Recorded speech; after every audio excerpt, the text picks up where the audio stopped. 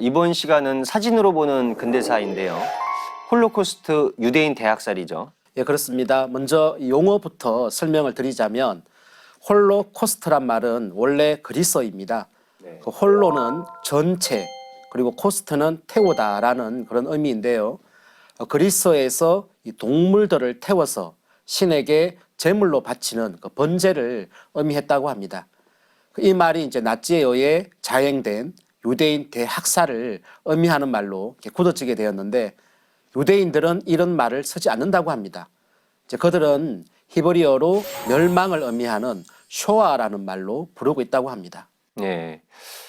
잠시 128쪽에 나와 있는 사진을 좀 봤는데요.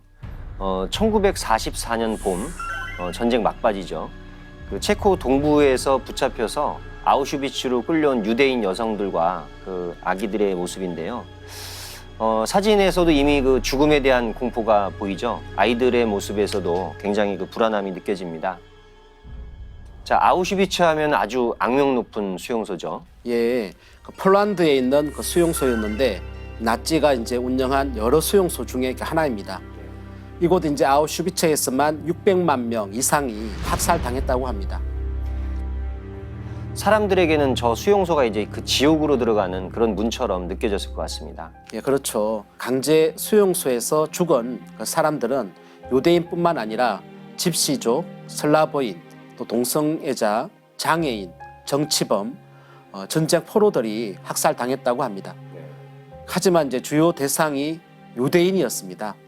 나중에는 이제 학살을 용이하게 하기 위해 가스실을 운영을 했는데요.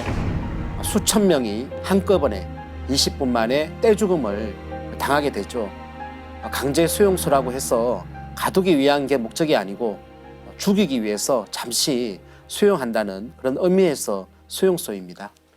네, 지금부터 이제 70여 년 전에 그런 만행이 있었다는 게 사실 믿기지가 않습니다. 그렇습니다.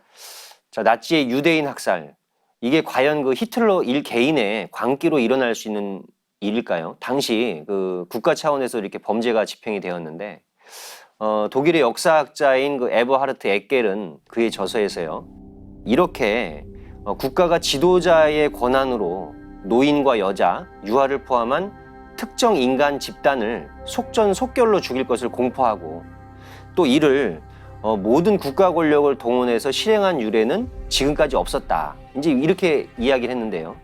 자, 수호사님, 유대인 학살, 여기에는 사회적이고 또 문화적인 배경도 있다고 봐야겠죠. 예, 학살의 배경으로 히틀러의 인종차별주의 그리고 인종분리주의가 큰 영향을 끼쳤고, 유대인들이 이제 19세기 후반부터 독일로 이제 몰려들면서 이들이 제조업, 금융산업, 또 해상무역업에서 발군의 실력을 발휘했습니다.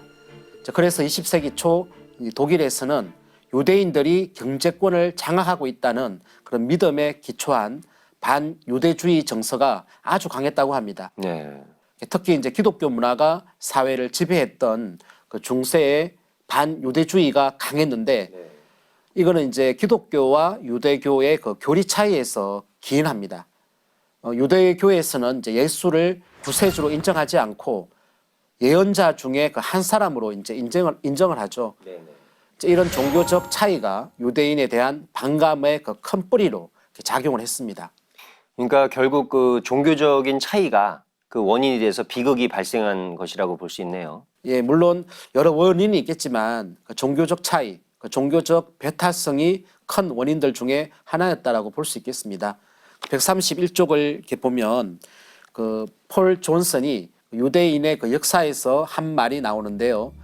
2000년에 걸친 이 기독교와 성직자들, 그리고 평민들, 세속인들, 또 이방인들의 반유대주의적 정오가 히틀러에 의해 하나의 거대한 괴물로 합쳐져서 유래를 찾아보기 힘든 그런 엄청난 파괴력을 발휘했다라고 이렇게 했습니다. 네.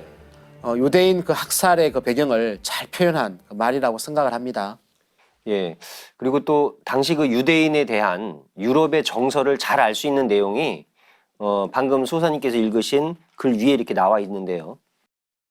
폴란드의 유대인인 랍비 바이스 만텔이 로마 교황청에 무고한 어린 유대인들만이라도 좀 살려달라고 이렇게 그 편지를 보냈는데 그 글에 대한 교황청의 답변입니다. 한번 읽어보겠습니다.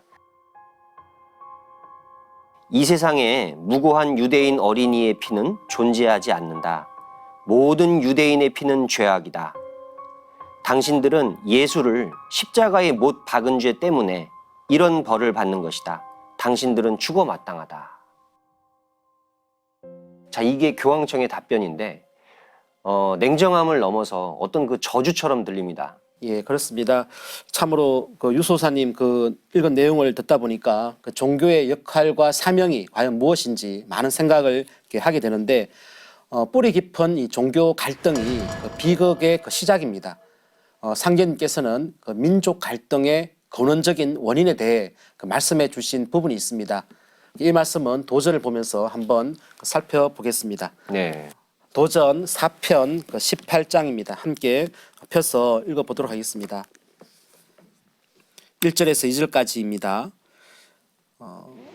대개 예로부터 각 지방에 나뉘어 살고 있는 모든 족속들의 분란 쟁투는 각 지방신과 지훈이 서로 통일되지 못한 까닭이라. 그러므로 이제 각 지방신과 지훈을 통일케 함이 인류 화평의 원동력이 되느니라. 고 이렇게 하셨는데요. 분란 쟁투, 곧 이 현실에서 민족 간의 갈등, 그 이면에는 이 지방신과 지훈이 서로 다르기 때문이다라고 이렇게 하셨습니다. 네. 결국 동서양의 그 신관이 서로 통일되지 않았기 때문이다. 뭐 이렇게 말씀이라고 볼 수 있는데요. 상제님께서 천지공사를 보시기 위해 신명 정부를 건설하신 것도 결국은 이제 그 지방신을 통일하기 위해서라 이렇게 볼 수도 있습니다. 또 후천 세상은 문명개화 삼천국이다. 이 상제님의 말씀대로 앞으로 지구상에서 3천 나라가 생기게 되는데요. 지구상의 모든 민족들이 각기 제 나라를 세우고 또 문화를 꽃피우면서 서로 조화롭게 살아가게 되겠죠. 자, 서로 차별이 없고 억압이 없는 평화로운 세상, 그런 세상이 하루속히 열리기를 기대해 봅니다.